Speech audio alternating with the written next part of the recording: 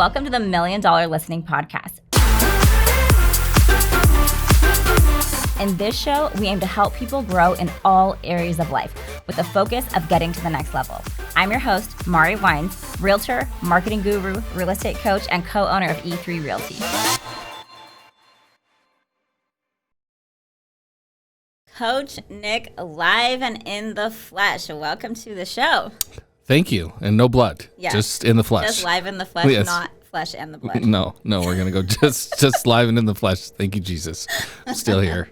Yes. So, yes. Nick here has been coaching youth sports for 20 years, a variety of sports. But not only is he a coach in his personal life, he's also our mentor here at E3. I could not be happier to have you. Oh, well, thank you. Clearly, I enjoy punishment. So I thought I would do this too, along with coaching kids. Yep. Yeah. Yep. So excited to be here, though. Very special. It is. It is actually one of the most rewarding things you could do. Did you want to tell us a little bit about your background, who you are in general, other than coach of all coaches? Yeah. Yeah, I'll give you a little glimpse in the background. I've been selling real estate. April was 12 years. Congratulations. Thank you. You made it. I did. I'm not one of the 85% that fail in the first 5. So that's good. I think real quick, last time I learned on this show, now 75% of people fail in the first year. Oh my gosh. Yep. That's nuts. Wow. Don't quote me on that, but I think right. I think that's what I recall. It's not an official statistic. It's a Mari statistic. But that statistic just gets worse and worse every day. It does. And the industry gets more and more difficult, and then more and more agents come into it, right? Mm-hmm. So then the failure rate's going to increase when we're overpopulated that much, right? Yeah. So, but for myself, I've been selling, like I said, for 12 years. I grew up at the ball field, and it goes way back kind of as childhood. I was raised on a baseball field. My dad coached in Little League for over 30 years. I have 3 older siblings. They all played. So that was just growing up. That's what I did. Weeknights, it was at the fields, either practice, prep. I would go watch my dad umpire games. Like I just could never get enough of it. So transitioned to me playing, obviously. And then when I was done playing at the age of 19, I started coaching right then. And so it was a little bit challenging then because I was coaching older kids. They were probably, 14, 15, 16, and I'm 19. So there wasn't a lot of separation in there. So it made it a little bit challenging, but you kind of learn to overcome those things. And then from then on, I just kept coaching wherever I could find a team to hop onto. I would coach with old coaches that coached me, or I would coach my niece or whatever, my nephew, whatever I could to just be a part of the game. I just loved it. So, then that transitioned to when I had my own kids, and my son, once he was 4, I started coaching him, and I just finished with him a year last full baseball season. So he's in high school now. So I don't coach at that level anymore. So it's good. It's amazing to see those kids, though, when you can take them from kind of not even understanding, not knowing what they're doing, and then develop some skills and then give them some life skills at the same time. So that's kind of where Coach Nick came from, right? Transitioned from that into coaching agents. And it's the same kind of concept that I've taken with new agents who come into a new industry who don't know anything about it or don't know how to run a business for themselves or anything like that. And how do we lay those foundational pieces out? What does that look like? And then you take them from not knowing how to even have a conversation with somebody to then watching them close a deal. Yeah. And then you see them like, wow, I did it. And then you hear from their client, right? That's also ecstatic because as great as it is for that agent, it's really about that client. They just bought like their first home and they feel amazing, right? So the joy in that, that's really, really my main driver is the joy in seeing other people succeed, either an 8-year-old or a 35-year-old brand new agent. It's the same kind of concept. So, but that's Coach Nick in a real quick nutshell for you. And then what about your real estate background real quick? 12 years of amazingly fun, non-stressful real estate. Yeah. No, super easy. I actually color in the gray to make me look older. Has nothing to do with the stress of the industry. It's super easy. But no, it's it's a ton of fun, and it's ever changing. And so I started at like a little mom and pop real estate company. Big shout out if you guys are listening, Sue and Todd Ramsdale. You guys are phenomenal humans. Love them to death. They were great when I first came into the industry. And then I just kind of needed something a little bit different, a little new. I wanted to challenge myself after the first few years or so. So I went over to the REO side, which is the real estate owned side. So the bank foreclosures, right? Some really crazy. It really was. Some really crazy stories there that we can dive into at any time if you want to. But I just wanted to get a taste of that and kind of, get more tools in my tool belt, experience something new. And I got in kind of at the tail end of it. So when I left that brokerage, the company I went to, we had I think it was 32 or 35 properties at the time in Contra Costa County. And I was just the grunt. I was the runner. I was posting signs. I was putting up lock boxes. I was checking on squatters, just wild stuff. And then I got a good enough taste of that. Then I wanted a big name. So I went to a big brand. I went over to Remax and I hung my license there for a while. Had a great run there. And then as the career kind of evolved, the first 3 years I had 3 jobs though. So I was selling real estate. I started doing landscaping and I was still selling flooring and also installing at the same time for my dad when we had work. So I had just come out of that from 10 years. And so when the market changed, this is 2008 and 9, we did all new construction, so there was no work then. And so I was just kind of piecework, whatever I could do to make things work. And so went to Remax, had a great run there. And then I wanted a taste of a small brokerage, and I wanted to get into the books, and I wanted to see how the business was ran, and I wanted to learn how to run a real business, a company. And this was at the time where I was on the path to becoming my own broker and opening my own brokerage. That was kind of the goal. And so I went through that process, and I was there for a very short time before all hell broke loose in that office, and then we shut down. But it was. That sounds terrible. Yeah, it must have been awful. You learn. You just always learn, right? You're in tough situations, and you learn to adapt. You learn to overcome. It's real estate in life, right? It so intermixes. So, I didn't have a bad experience there at all. It was just whatever the reasons were, it shut down. And then came the opportunity to come to E3 and I met with Ryan, Chris, and Michael. I don't know where you were. I was in Thailand. You probably took the day off. Your one day of the year. I was in Thailand. Yeah, vacationing. No, I don't know where I was. I was somewhere. Yeah, they said we have this fourth owner. She's not around a lot because she's always traveling. I was like, oh, great. But she's really cool. Yeah. She's phenomenal at marketing. So, but no, and then that opportunity came, and it was once I met with them, and really I was trying to play hardball in the beginning, because I had a certain amount of money I wanted to make, and I had talked to a bunch of people in the industry, and they had kind of built me up to set my bar at a certain level, and I wasn't going to come off of that bar. And then we went to Ticket to Dream golf tournament, and I was like, man, these people. So it was a ton of fun, right? And we're helping foster kids. So it's it just hit me in the gut. It was all right, I remember that day vividly, and told my wife, I was like, listen, I found my people, and this is the crowd we're running with. And so here we go. And so here we are a couple of years later. Yeah, it was crazy how instant the connection was. Yeah. It was meant to be. It really was. Yeah. And that's hard to do with that many people. Yeah. But the different personalities kind of meshed so well. It was just super easy. And then the families that are involved Same too, core right? values. Yeah, right. The principals lined up, help a bunch of people, take care of our family, help kids. I mean, yeah, it was at that point it became a really, really easy decision.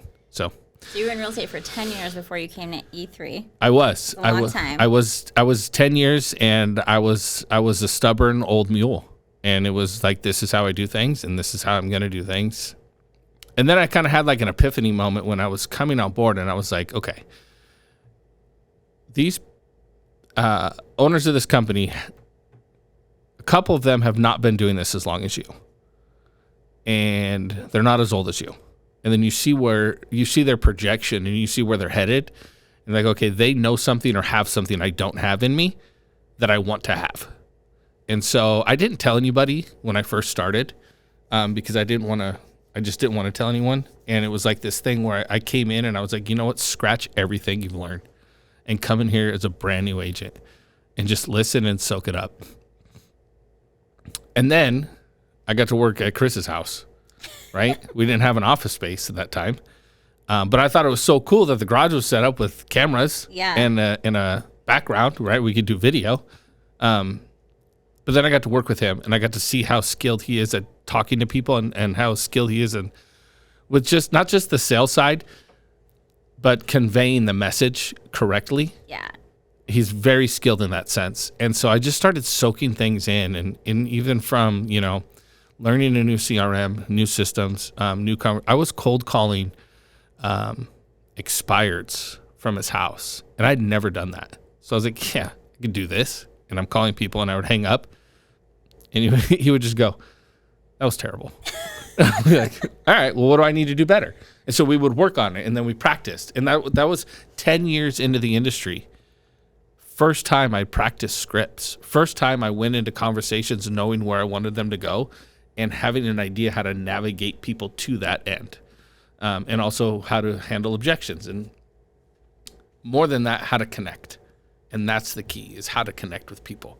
The whole industry is based on relationships. So if you can't connect with people, it's going to be an uphill battle, right? Yeah. You could do it. But getting that return client, right? Building that sphere, creating those raving fans is very challenging if you don't take the personal side of it. So after 10 years sitting down and then just being a sponge and then soaking it in and then, listening to Ryan when he would talk about contracts and how well he knew them. And I thought I knew him pretty good, right? I mean, I've been doing it a while. I could get you through it with a pretty good knowledge base, but he was just another level. And then you see Michael and the way he works is another level. And then we met, and then the marketing and the ideas that you had, it was just, so everything was another level for me. And so I had to humble myself and just come into it and say, I'm going to learn and let me learn and learn and learn. And then it just kind of evolved into, what it is today from that. So I think that's good advice for all the people that you coach, is to come in with that mindset and humble themselves and learn and learn and learn, because in all those 10 years, like you said, you didn't have these tools or no scripts. Yeah. I don't think maybe the motivation from others wasn't there, but correct. Is that right? Yeah, because you don't have the systems, right? I wasn't a systems guy. And then if you take Chris's sales background, and he's all about systems, right? He knew how to take somebody from the sales floor to the cash register, and he was really good at it.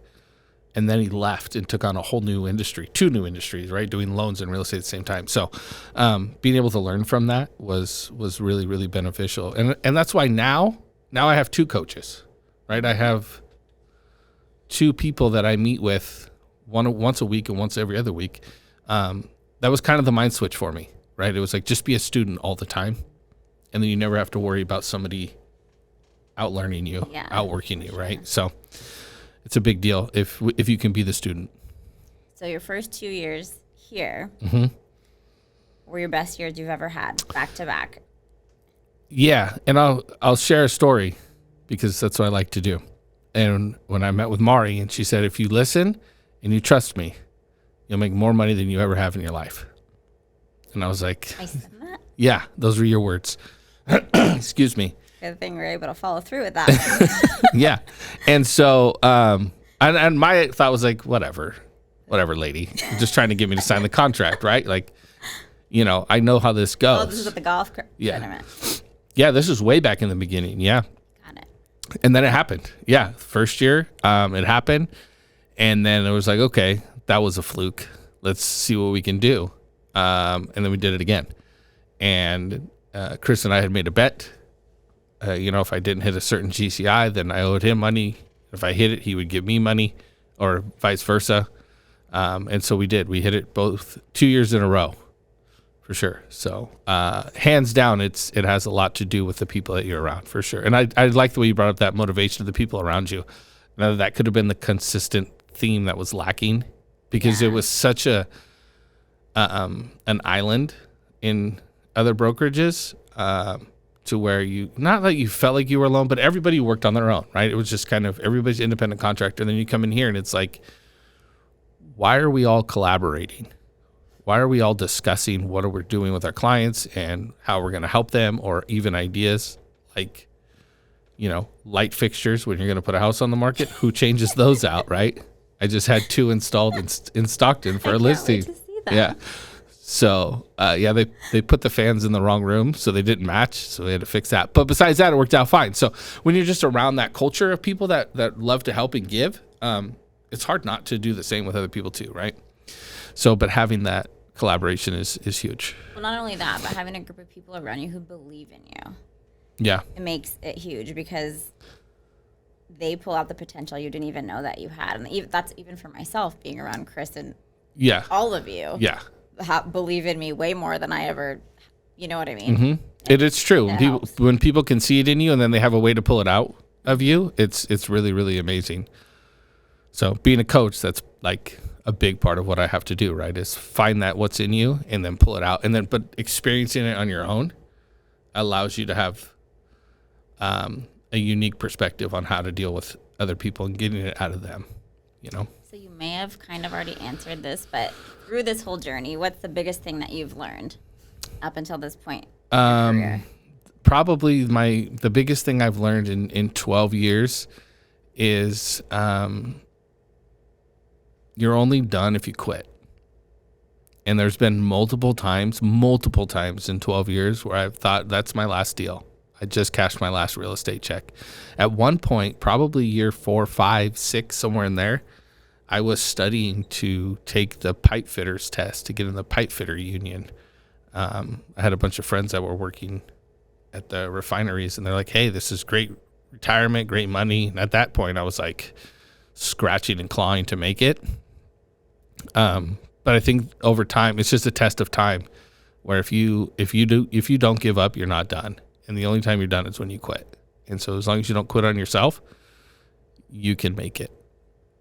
And I know with everything that you've learned, you're very passionate about helping others in this industry. So what is the best thing that you have to offer these new agents that you're mentoring? Besides the 12 years of experience, you learn obviously a lot going through it, that it's okay to be, what I call the old version of Nick, the stubborn, my way, not going to listen or be coachable, to the new version of constantly trying to be coached and constantly trying to learn, and how to set up a business.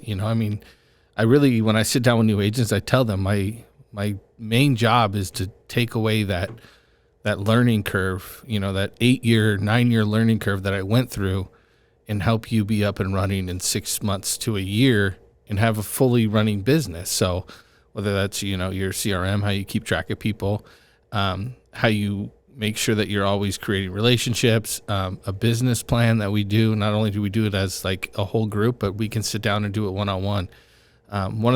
Probably one of the most overlooked things is time blocking. People come into real estate for the freedom, right? Which is not how the reality of the industry works, right? So, especially if you're successful. Yeah, exactly. Especially if you want to, yeah. And your name's Mari. Yeah. But we work as the agent works when other people don't, right? Which means weekends, which means nights. So what do you do during the day? How do we use that time during the day? So time blocking, working through your calendar, and just building a real structured business from the beginning, and understanding how important prospecting is. And there's not just one way. So however that way of your prospecting is, being super, super consistent at it is a huge benefit to new agents. And a lot of them don't understand that, right? They're coming in brand new. They're like a baby. Mm-hmm. They don't know. And you just go through the schooling, you take a test, and you get a license, and then what is there? It's just like every other right test at the end of a course that you take. Yeah, now you go into the real world, and now you have to experience it, right? And just like every other class where you go out and practice it, it's not the same as the textbook, right? So being able to help them and set them up for success early on is a huge benefit for sure. So speaking of prospecting, what is the best lead source you've had, whether it was different at one time or another, or if it's been consistent throughout all 12 years? I will never have a better lead source than Antioch Little League. Really? That was my best How do I lead not source. know that? I'm a man of many, many mysteries. I don't know how you don't know that. I tell everybody that because I've become a firm believer in living your life and selling real estate while you do it. And that's, telling new agents like, okay, what do you love to do? Yeah. I love to play golf. Great. We're going to play golf 3 days a week. And while we're out there, we're going to have 5 conversations with people. And we're just going to, not necessarily real estate conversations, right? Because then you come off as that guy, right? You want to connect with people. How are they doing? How is their family? And as you go out there and you are playing golf and you're meeting people and you're talking to them and now you see them, you're seeing regulars every week, maybe twice a week. So now that relationship gets deeper and deeper and deeper. And then when it comes to real estate, there's no question on who they're going to call. I just ran into a mom last night at soccer practice picking up my daughter. I coached her son. He's 17 now. So it was probably maybe 10 years ago, 11 years ago. And she still remembers that time. And there's a relationship there. And I hadn't seen her in a long time. And as soon as I see her, it's a big hug. How are you, right? So just creating those relationships are super important. And that relationship was from Antioch Little League years ago. And so I just dove in head first down. I mean, I was literally born and raised at those fields. And then when my son was playing, I got on the board. I was down there all the time. I was the player agent. And so what that position allowed me to do was if there was an issue or a dispute or a problem on a team, I always had the player side, which then meant I also had the parents. And when I could get to the parents, then I could create the relationship. And it was just a byproduct of that. And then sponsored them. And then when it became time for people to buy and sell real estate from down there, it was nobody else in the league that I knew of at the time that was a realtor. And if they were, I'm sure there had to be, but they didn't have the voice I had down there, right? So that is by far my best lead source. And I've had the Zillows, I've had the Realtor.coms, I've done the Facebook ads, I've done all kinds of lead generation platforms. Nothing will ever beat that face-to-face relationship-based business. Yeah, and it's so nice. I'm the same as you. When I'm coaching people, I encourage their lead sources to be things that they enjoy doing in their life because it makes your job that much better and that much more enjoyable when you get to work with a like-minded person all day long. Yeah, and you could be genuinely yourself. Yeah, exactly. Right? Like I was Coach Nick way before Coach Nick even happened. Yeah. My conversations with clients would be like, listen, my son has practice on Tuesday, Wednesday, Thursday. I'm usually down at the fields from 9 a.m. on Saturday till about 3 p.m. So if that works for you, great. If it doesn't, then I'm not the guy for you. And that cost me a lot of business. Yeah. But I was so dedicated to one, my kid, but also to coaching that it just, I would take that sacrifice at that time. And I just weighed out the priorities for me. So. And I know we preach, be your authentic self, but I read something yesterday and I loved it. And it goes with everything that we're saying, but it said, if you're not your authentic self, the people who are looking for you won't be able to find you. And I love that. And that's exactly what you're saying. We should put that on the wall. I know. That's actually really good. I know. That's really, really because good. they are looking for you. And not everybody's made for everybody. No. And that's okay too. I'm pretty tough now on, like, if we don't vibe, I'm just not the guy for you. Yeah. And I'm okay with that, And the same way, I'm like, okay, sounds good. Yeah. Bye. And most of the time, I don't even refer him to another agent, right? I just let him go, which is not a good business move, by the way. It's hard when you're busy. It is hard. And at the same time, when you're so focused on the relationship part, the business stuff will come. And it really, really will over time, for sure. So what are your goals over the next 6 to 12 months? Well, in real estate and outside of real estate. Ooh, I think that's a great question. I had different goals last year. Like if you'd asked me this question last year, what I was going to look like in 12 months, it would be a completely different answer. Things have been changing. Yeah. So last year it was like, I don't want to be in production in 12 months, right? I just want to work with new agents. And now my goals, honestly, is to just be the top agent at E3. And that might happen in 6 months. That might happen in 12 months. I don't really have a time limit on it, but I know one day on December 31st, I'm going to throw a bunch of paper everywhere with all the stats on it and have this huge party. Be like, I told you, and we did it. And then we'll celebrate it. And I'll probably buy the company dinner that night, because if I get to that point, I can afford it. That'll be very delicious. It will be a great dinner. It'll be a great time. But for sure, next 6 to 12 months, that's like hard set goal of mine is top agent in the company. So when that happens, that will definitely be the greatest moment of your career. But yeah, leading up to now, what has been the greatest moment of your career?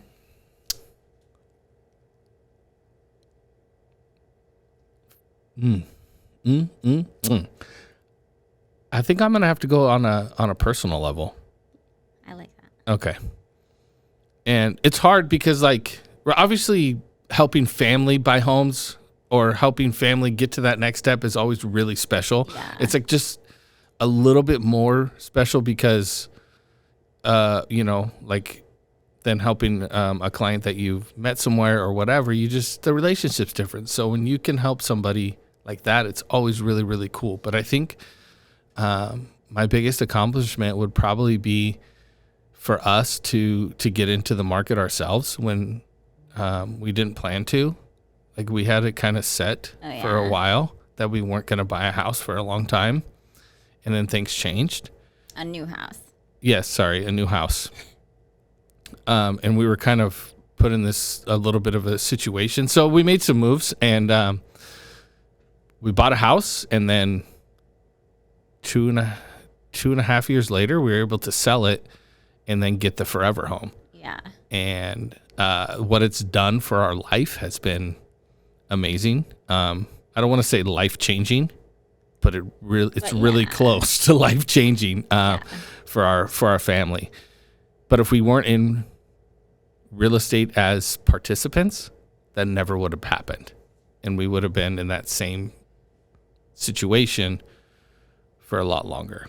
And so I think over the first 12 years, being able to pull that off and for my family was probably my biggest accomplishment. No, that is huge. Yeah. Once you get to the dream house, the forever house, I mean, until you guys are... No, I'm going to have grandkids over there. Yeah, I'm not leaving any time in the next 3 decades. But no, that's huge. That's the ultimate goal, right? It really is. And doing it through real estate is just like, it adds to the, hey, why do we want to be a homeowner? Well, let me tell you how this benefited me personally, right? Anytime you can tell those stories, it really helps people understand the importance of home ownership and the avenues that it opens up for you. And it's helpful to have that experience yourself, because you have to be brave to make these big moves. Mm-hmm. All these people who are scared of the market crashing and too scared to buy, who are now could have made hundreds of thousands of dollars. I don't blame them. It's scary. And so like earning the braveness to do it is such a great skill being in real estate teaches you. And it's a vehicle to your dream home, to wealth, to everything that you ever want, really. For sure. And a big shout out for the collaboration on all of that. Like, that was not a group decision, but it was discussed heavily in the office, on a personal level. Okay, this is where I'm at in life. This is where we want to be. Is now the time? What do you think? What do you think? You've done this for 20 years. Yeah. You've bought and sold. You've moved your family. Like, how does this all work? So being able to have that collaboration was amazing. That really helped answer, because it's really easy for me to do real estate, right? That's what I do, right? And so when you do it on a personal level and your spouse isn't in real estate and they don't understand the lingo, right? And you got this whole barrier, and it's like, I know what the end is going to look like. But how do I paint that picture and take my spouse on that journey with me so it's enjoyable as well, right? And that was like probably the biggest lesson I learned in that phase. Is I was not very good at that. No, but the answer is just let her do all the remodeling. I did, which I did, yes. Buy everything she wants. That was the answer. Yeah, no, that's how I solved that problem. You're welcome. Yeah, my shutters are coming in a couple weeks. No, and I mean, I think it's huge to say that that was the top of the market this past year, And several of us in the office purchased homes at the top of the market. Yeah. So for all the people who are scared of investing in real estate, we bought at the top of the market because real estate is a long-term game. Yeah. Yeah. No, I this conversation came up the other day, and it was somebody asked me, he's like, well, everyone is telling me not to buy a house right now. And I said, is everyone telling you that a homeowner? Well, yeah. And I said, so they got in the game at some point? Was it perfect? Was the interest at 2% and prices were skyrocketing at the same time and they got the house as a deal? No, that doesn't exist. Yeah. Right? There's a give and take to this. But I said, don't get in the game. That's fine. How much is your rent? $2,000? Cool. Keep throwing that $20,000 a year away. Well, and it's so much higher these days. Right. Too, exactly. So just like, monetarily, it doesn't make sense, right? And I tell people, I don't tell people just to buy houses, right? I end every conversation on a consultation with a new buyer. It's like, listen, when the time is right for you is when you do it. Right. I don't care really what the market is doing. If you can afford your payment and your job is secure, 100%, you're going to be fine, right? I saw this thing and said we can always refinance your rate later. I can't change the price, right? So as prices continue to go up, why are we not getting in this game? And even if prices dip, like you said, I bought it at the top of the market, right? I sold at the top, bought at the top. Okay, if prices dip, I'm not going to cry. I'm not going to panic and sell my house. Like, I'm not moving. Yeah. My payment is going to be the same every single first of the month. And as long as I can do that, then the value of my home is going to increase by the time I'm going to do something else in the next, say didn't find the forever house, right? Maybe I'm going to do it in 5 years. Maybe I'm doing 7 years. Maybe the market takes off again and you can do it in 3, right? You don't know. Maybe you stay in that house while you save up your money and then you keep it as an investment and buy a new property. Which was a discussion that we had. Only needs 5% down. Yes, exactly. There's so many things you can do to leverage it, which is why when we were going through that process, it was important for me to get all that feedback, right? And have a lot of those conversations so we can really devise a plan that best fit our situation. For us, it didn't make sense to rent it, right? I wanted the bigger down payment. I wanted to have the cash to do the remodel and everything else. And I did it all without touching any of my own money. And that's really what you wanted. You didn't want to touch your savings. I did not want to touch my savings, and I didn't. And I touched all my savings. So that's a huge accomplishment. So you went the other way, but then you got the investment property. That's true. Then the long-term game, right? It's just that's why the game is so beautiful, because we don't have to play it the same. And we're both going to be doing the opposite moves a couple years from now. Right. Like, who knows? Yeah, exactly. But at least we have the tools to do it, and we have the equity to do what we want with. Yes, that's the key. And there's so many different ways to play this game. You just have to be willing to play it.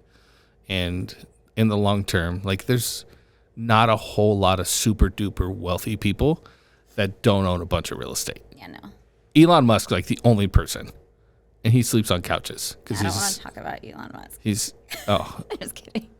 I'm about to get a Twitter now. Get a Twitter? I don't even know how to say that. Get a Twitter. Get a Twitter? Yeah. Okay, I'm going to get a Twitter. Okay, one last question for you. Oh, what's your best piece of advice to a brand new agent coming into the business who doesn't have Coach Nick to help them with a million pieces of good advice? Dial this number, 925-584-5975. And the rest is history.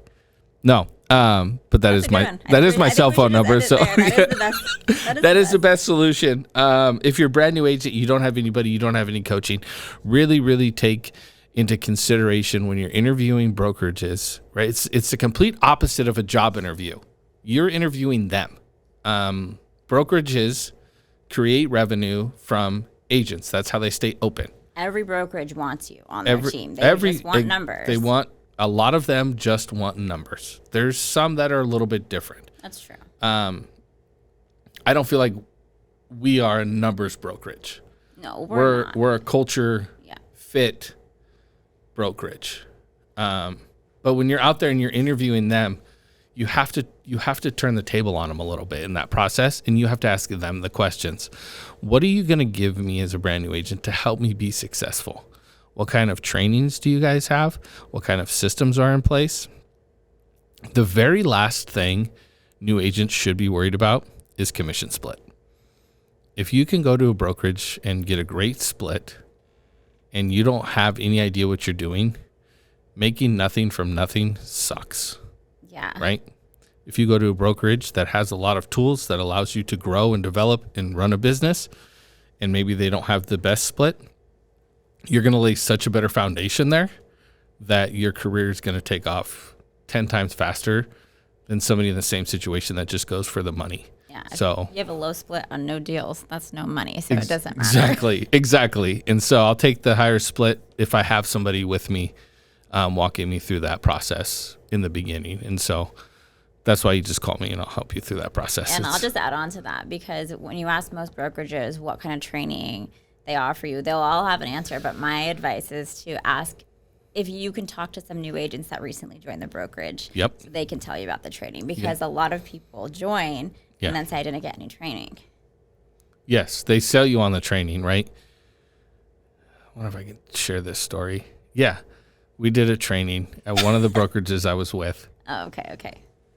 And it was on the training was on the broker's book that he wrote about himself.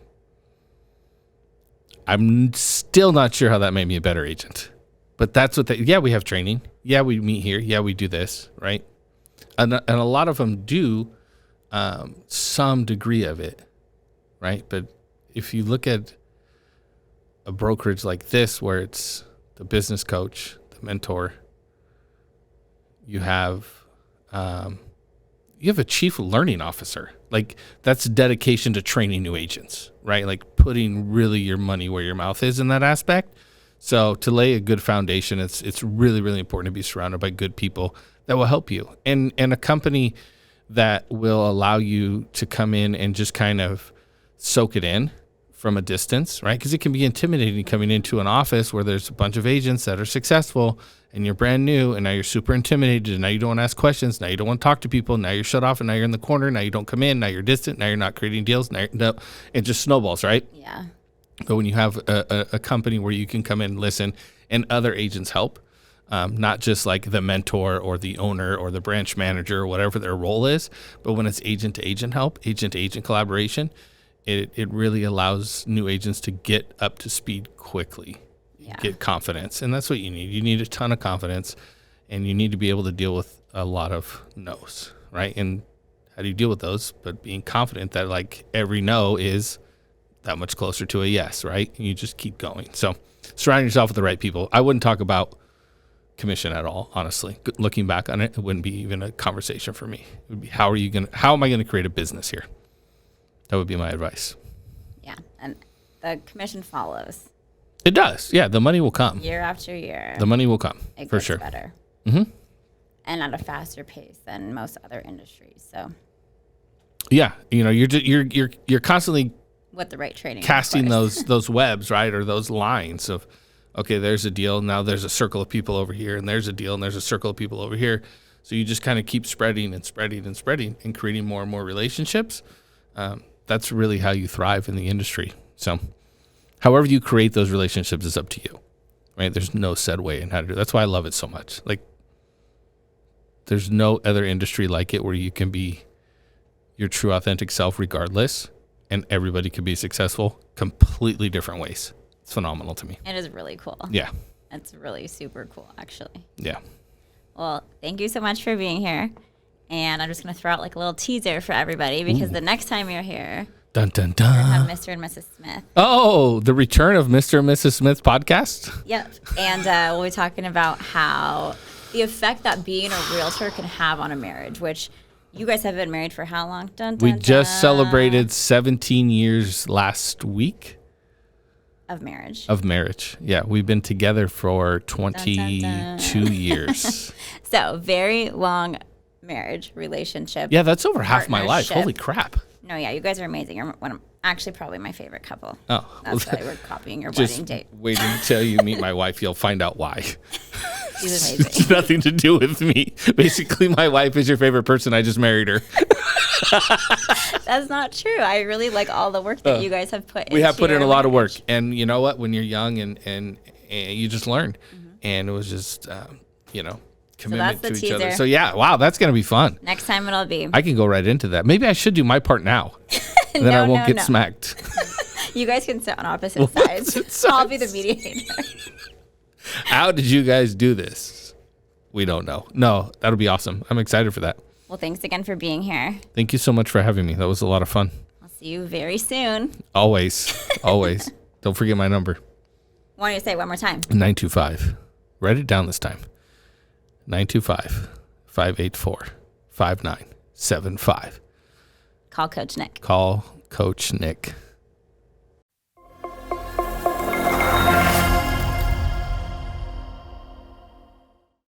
Hi, I'm Michael Gordon, and I wanted to invite you to our next podcast episode on $1 Million Listening, hosted by Mari Wines with E3 Realty. We're going to be diving into organized real estate and the power behind getting involved and putting your money where your mouth is to make sure that our consumers are protected, and all kinds of great things that you can learn to be a better practitioner, a better professional to serve your clients on a higher level. So check it out. Looking forward to seeing you then.